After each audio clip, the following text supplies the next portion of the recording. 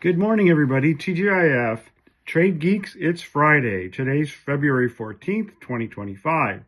And happy Valentine's Day to everybody.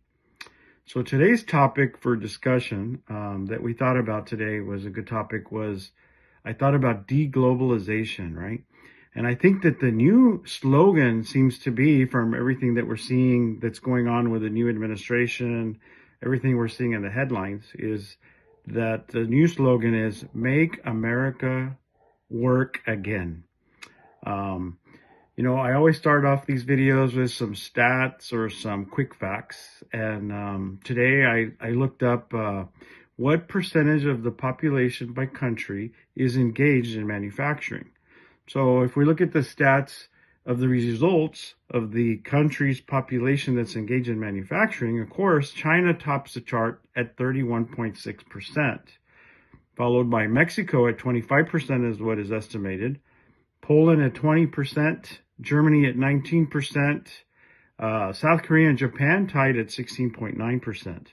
And the United States came in at 10.5%, which is a dismal amount considering that the market value of the United States is $30.34 trillion. The nearest competitor is China. They come in at about $19 trillion. So this, I think, says a lot. Moving on to some cause and effect, I remember in 1992, I think I was just starting out in college, and that was my first introduction, I think, to politics. And I was voted the president of the Young Republicans Club at that time. But what really piqued my interest at the time was a guy named Paul Tsongas in 1992, and he came out with his own slogan, and his slogan was a call to economic arms. And I think he raised the flag, raised some flags about what's going on today, in our country, some of these cause and effects, and he pointed that out.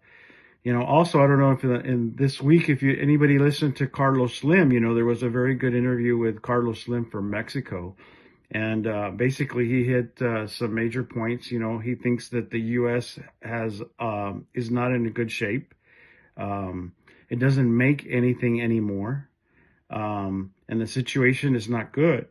And, he pointed out the semiconductor crisis, that none of the semiconductors were completely dependent on other countries for semiconductors, particularly the dependence on semiconductors in Taiwan.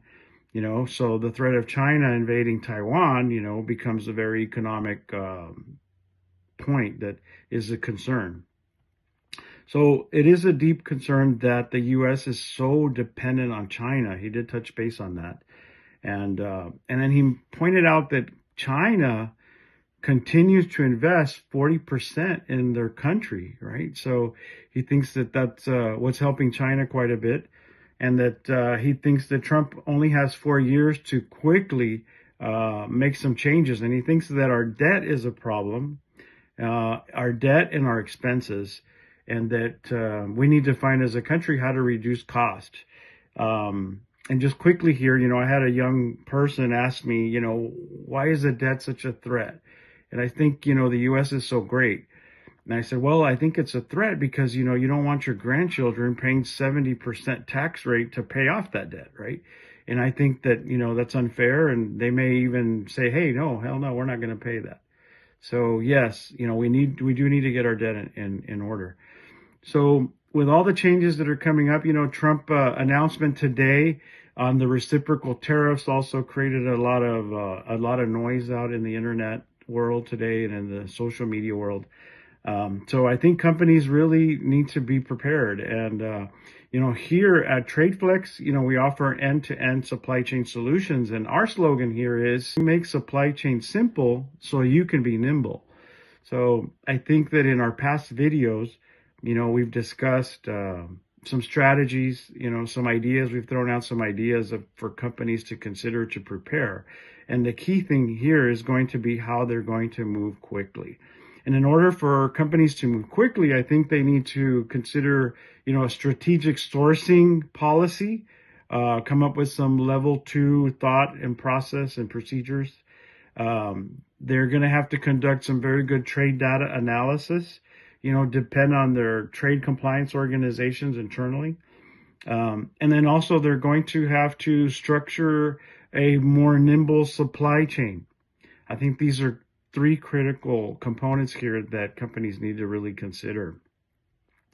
I'll end the video here. We're running out of time with a couple of quotes that I learned from an old mentor of mine. And he always said, in the old days, big fish eat small fish.